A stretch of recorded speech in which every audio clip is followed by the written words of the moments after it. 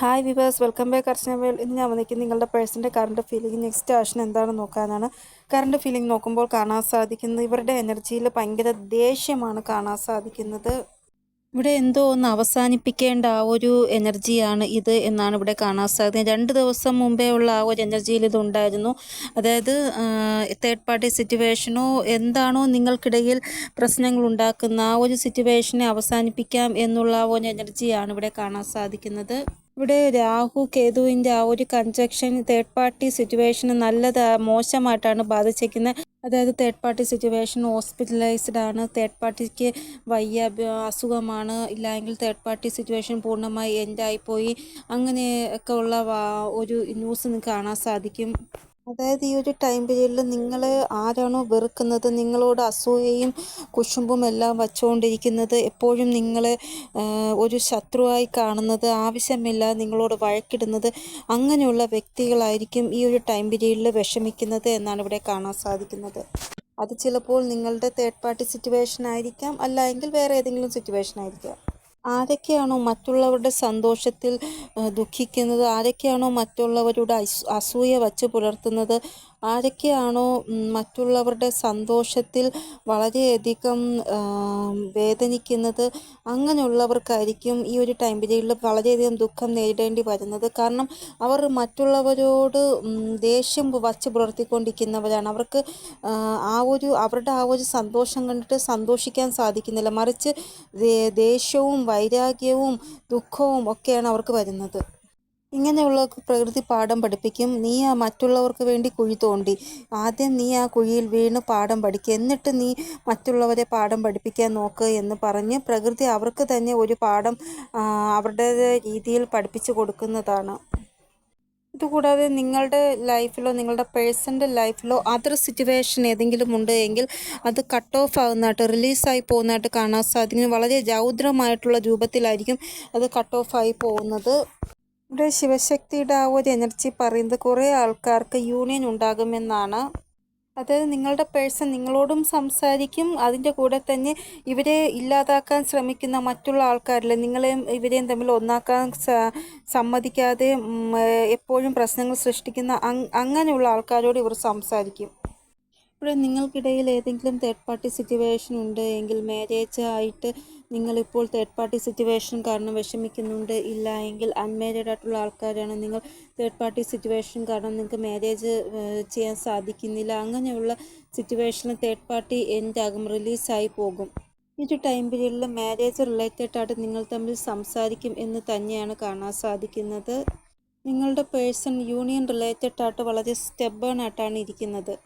ഇവിടെ നിങ്ങളുടെ പേഴ്സൺ എന്ത് തീരുമാനം എടുക്കുന്നുണ്ടെങ്കിലും അത് ലോങ് ടേം രീതിയിലുള്ള തീരുമാനമായിരിക്കും എടുക്കുന്നത്, അല്ലാതെ പെട്ടെന്ന് ആ തീരുമാനത്തിലൊരു മാറ്റം ഉണ്ടാവത്തില്ല.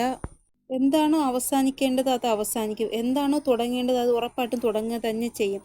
ചില സമയം ഞാൻ പറയത്തില്ല, എനർജിയിൽ മോശം ആയിട്ടുള്ള ആ ഒരു എനർജി കാണാൻ സാധിക്കും. നിങ്ങൾക്ക് മോശം വരുന്ന രീതിയിൽ കാര്യങ്ങൾ നടക്കാൻ പോകുന്നതെന്നൊക്കെ ഞാൻ ചിലപ്പോൾ പറയത്തില്ല. അതേപോലെ ഇപ്പോൾ തേർഡ് പാർട്ടിക്കാണ് മോശം സംഭവിക്കാൻ പോകുന്നത്, നിങ്ങൾക്കല്ല. ചില സമയം ഞാൻ പറയത്തില്ല നിങ്ങൾ തമ്മിൽ വഴക്കിടുമെന്ന്, അതേപോലെ വഴക്കിടുകയും ചെയ്യും. പക്ഷെ കുറച്ച് കഴിയുമ്പോൾ നിങ്ങൾ തമ്മിൽ ഒന്നാവുകയും ചെയ്യും. ഈ ഒരു ടൈം പീരീഡിൽ എന്താണോ അവസാനിക്കാൻ പോകുന്നത് അത് ഡിവൈൻ്റെ ഇടപെടലോടെയാണ് അവസാനിക്കുന്നത് എന്നാണ് ഇവിടെ കാണാൻ സാധിക്കുന്നത്. സിറ്റുവേഷൻ എന്നേക്കുമായിട്ട് എൻഡാകും എന്നാണ് ഇവിടെ കാണാൻ സാധിക്കുന്നത്. ഇങ്ങനെ അവസാനിക്കുന്ന ആ ഒരു സിറ്റുവേഷൻ പിന്നെ ഒരിക്കലും വീണ്ടും ഒന്നാവുകയില്ല എന്നാണ് ഇവിടെ കാണാൻ സാധിക്കുന്നത്. എന്നേക്കുമായിട്ട് അവസാനിക്കുന്നതായിട്ടാണ് കാണാൻ സാധിക്കുന്നത്. അപ്പോൾ എന്ത് സംഭവിക്കുന്നുണ്ടെങ്കിൽ അത് ഡിവൈൻ്റെ ഇഷ്ടപ്രകാരമാണ് സംഭവിക്കുന്നത്. ഇവിടെ ഇവർ ഇപ്പോൾ എടുക്കുന്ന ആ ഒരു ആക്ഷനിലൂടെ ഇവരുടെ ആ ഒരു സഫറിങ് ഇല്ലാതാകും എന്നാണ് ഇവിടെ കാണാൻ സാധിക്കുന്നത്. അതായത് എന്നും കാണുന്ന ഈ ഒരു ഡ്രാമയിൽ നിന്ന് ഇവർക്കൊരു മുക്തി ലഭിക്കും. അപ്പോൾ കറണ്ട് എനർജി വളരെ നല്ല ഒരു ഹൈ എനർജി ആയിട്ടാണ് കാണാൻ സാധിക്കുന്നത്. ഈ കറണ്ട് ഫീലിംഗ് എന്താണെന്ന് നോക്കാം. ഇവിടെ നിങ്ങളുടെ പേഴ്സൻ്റെ മനസ്സിൽ 24 മണിക്കൂറും നിങ്ങൾ മാത്രമാണ് ഉള്ളത് എന്നാണ് ഇവിടെ കാണാൻ സാധിക്കുന്നത്. അതായത് നിങ്ങളുടെ ലൈഫിൽ എന്താണ് സംഭവിക്കുന്നത്, നിങ്ങൾ ഏതവസ്ഥയിലാണ് ഉള്ളത് എന്നൊക്കെ ആലോചിച്ച് ഇരിക്കുന്നതായിട്ടാണ് കാണാൻ സാധിക്കുന്നത്. ഇവിടെ ആക്ഷൻ ഓറിയൻറ്റഡ് ആയിട്ടാണ് നിങ്ങളുടെ പേഴ്സൺ ഉള്ളത്. ഈ ഒരു ടൈം പീരീഡിൽ ഇമോഷൻസ് വളരെ കൂടുതലായിട്ടാണ് കാണാൻ സാധിക്കുന്നത് നിങ്ങളുടെ പേഴ്സൺ. ഇവിടെ ഹൃദയം തുറന്നു വെച്ച് നിങ്ങൾക്ക് വേണ്ടി വെയിറ്റ് ചെയ്യാണ് നിങ്ങളുടെ പേഴ്സൺ. ഈ ഒരു ടൈം പീരീഡിൽ നിങ്ങളുടെ പേഴ്സൺ നിങ്ങളെക്കുറിച്ച് ആലോചിച്ചും ഈ ഒരു ബന്ധത്തിനെക്കുറിച്ച് ആലോചിച്ചും ഇമോഷൻസ് വളരെ ഹൈ ആയിട്ടാണ് കാണാൻ സാധിക്കുന്നത്. കൂടാതെ നിങ്ങൾക്കിടയിൽ പ്രശ്നങ്ങൾ സൃഷ്ടിക്കുന്ന, അതായത് നിങ്ങളെ തമ്മിൽ ഒന്നാക്കാൻ സാധിക്കാതെ എപ്പോഴും വേർപിരിഞ്ഞിരിക്കണമെന്ന് ആലോചിക്കുന്ന ആൾക്കാരോട് ഇവർക്ക് ഇമോഷൻസ് ഹൈ ആയിട്ടുണ്ട്. ഇവിടെ നിങ്ങളുടെ പേഴ്സൺ ഈ ഒരു ടൈം പീരീഡിൽ നിങ്ങളോട് ഫിസിക്കൽ അട്രാക്ഷൻ കൂടുതലായിട്ടുള്ളതായിട്ടാണ് കാണാൻ സാധിക്കുന്നത്. ഇവർക്ക് തോന്നുന്നത് ഒരു പ്രാവശ്യമെങ്കിലും ഒന്ന് കണ്ടിരുന്നെങ്കിൽ, ഒന്ന് സംസാരിച്ചിരുന്നെങ്കിൽ, അങ്ങനൊരു എനർജിയാണ് ഇപ്പോൾ ഇവർക്കുള്ളത്. ഇപ്പോൾ ഡീപ്പസ്റ്റ് ഫീലിംഗ് നോക്കുമ്പോൾ അവർ നിങ്ങളെ ഒത്തിരി മിസ് ചെയ്യുന്നുണ്ട് എന്നാണ് ഇവിടെ കാണാൻ സാധിക്കുന്നത്. ഇനി നെക്സ്റ്റ് ആക്ഷൻ നോക്കാം. നോ കോൺടാക്ട് സിറ്റുവേഷൻ ആദ്യം നോക്കാം. നോ കോൺടാക്ട് സിറ്റുവേഷനിലുള്ളവർക്ക് എന്തെങ്കിലും ഗുഡ് ന്യൂസ് ഉണ്ടോ എന്ന് നോക്കുമ്പോൾ ലവ് ബിഗിൻസ്, അതായത് 24 മണിക്കൂറിനുള്ളിൽ നിങ്ങളുടെ പേഴ്സൺ നിങ്ങളും സംസാരിക്കും. റൊമാൻറ്റിക് എനർജി വളരെ കൂടുതലായിട്ടാണ് ഉള്ളത് നിങ്ങളോട്, നിങ്ങളുടെ പേഴ്സൺ എന്നാണ് ഇവിടെ കാണാൻ സാധിക്കുന്നത്. ഏഞ്ചൽസ് പറയുന്നത് ഒരു ദിവസത്തിനുള്ളിൽ അല്ലെങ്കിൽ മാക്സിമം 1 വീക്കിനുള്ളിൽ നിങ്ങൾ തമ്മിൽ സംസാരിക്കുമെന്നാണ്. ഇവിടെ 24 മണിക്കൂറിനുള്ളിൽ നിങ്ങൾക്ക് ഒരു കോണ്ടാക്റ്റ് ലഭിച്ചില്ല എങ്കിൽ പോലും നിങ്ങൾ വിഷമിക്കരുത്. നിങ്ങൾ പ്രതീക്ഷയോടെ കാത്തിരിക്കുക. ഉറപ്പായിട്ടും കോണ്ടാക്റ്റിൽ വരുന്നതാണ് നിങ്ങൾ. ഇവിടെ വരാൻ പോകുന്ന സമയം 100% ഷുവറാണ് നിങ്ങൾ തമ്മിൽ കോണ്ടാക്റ്റിൽ വരും എന്നുള്ള കാര്യത്തിൽ. അപ്പോൾ ഇതാണ് നോ കോണ്ടാക്ട് സിറ്റുവേഷനിലുള്ള ആൾക്കാരുടെ പേഴ്സണൽ നെക്സ്റ്റ് ആക്ഷൻ. ഇനി കോണ്ടാക്ട് സിറ്റുവേഷനിലുള്ള ആൾക്കാരുടെ പേഴ്സണൽ നെക്സ്റ്റ് ആക്ഷൻ നോക്കാം. ഫസ്റ്റ് മെസ്സേജ്, നിങ്ങൾക്കിടയിൽ ചതിയായിട്ടുള്ള ആൾക്കാർ ആരാണോ അവരെല്ലാം റിലീസായി പോകും. അതായത് നിങ്ങൾക്കിടയിൽ പ്രശ്നം സൃഷ്ടിച്ച് നിങ്ങളെ തമ്മിൽ വേർപിരിക്കാൻ നോക്കുന്ന ചതിയുള്ള ആൾക്കാർ ആരാണോ അവരെല്ലാം റിലീസാക്കും ഡിവൈൻ എന്നാണ് ഇവിടെ കാണാൻ സാധിക്കുന്നത്. ഇവിടെ നിങ്ങളിനി ഡീൽ ചെയ്യുന്ന ആ ഒരു വ്യക്തി ചതിയായിട്ടുള്ള ഒരു വ്യക്തി, ചതി മനസ്സിൽ വച്ചാണ് നിങ്ങളോട് ഡീൽ ചെയ്യുന്നതെങ്കിൽ അവർ റിലീസായി പോകും എന്നാണ് ഇവിടെ കാണാൻ സാധിക്കുന്നത്. ഇവിടെ ചതിവായിട്ട് ഉള്ളിൽ ചതിയായിട്ട് വച്ച് നിങ്ങളോട് ആരാണോ സ്നേഹം നടിച്ച് നിങ്ങളുടെ കൂടെ നിൽക്കുന്ന, നിങ്ങളെ ചതിക്കാൻ നോക്കുന്ന അവർ റിലീസായി പോകും. അത് ചിലപ്പോൾ നിങ്ങളുടെ പേഴ്സൺ ആയിരിക്കാം, അല്ലെങ്കിൽ വേറെ ആരെങ്കിലും ആയിരിക്കാം.